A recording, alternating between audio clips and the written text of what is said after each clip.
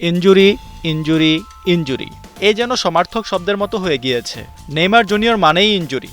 ভক্তরা যেন এক প্রকার মেনেই নিয়েছেন তাদের প্রিয় তারকা খেলবেন কম, ইনজুরিতে থাকবেন বেশি। এমনিতেই সময় খারাপ চলছে, তার উপর সাংবাদিকদের নানান প্রশ্নে রাগে ফেটে পড়া উপক্রম এই ব্রাজিলিয়ানের।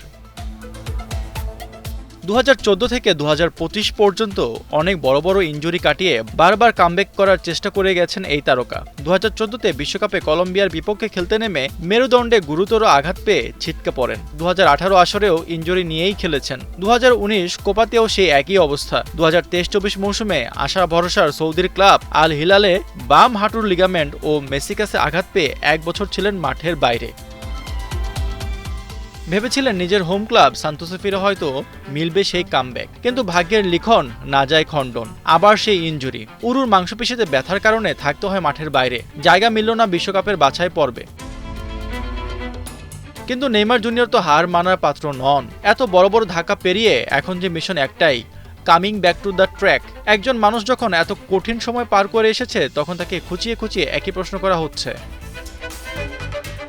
মিরাসলের কাছে 3-0-তে হারার পর প্রেস ব্রিফিংয়ে সাংবাদিকরা করে বসেন ইনজুরি সংক্রান্ত প্রশ্ন। একে তো ম্যাচ হারার হতাশা, তার উপর 1 দশক ধরে করে আসছে একই প্রশ্ন। রীতিমতো খেপে ওঠেন এই সেলেসাও, বলেন আবারও এটা, আমি তো 300 বার বলেছি। তার এই প্রতিক্রিয়া ভেসে ওঠে হতাশা আর চাপ।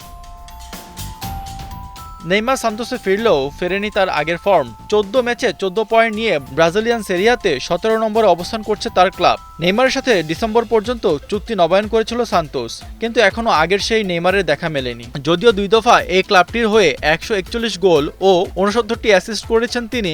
এখন দেখার পালা, দলকে সামনে থেকে নেতৃত্ব দিয়ে নিজের এবং সান্তোসের ভাগ্য ফেরাতে পারেন কিনা। আশফাকুর রহমান, সিয়াম, 71।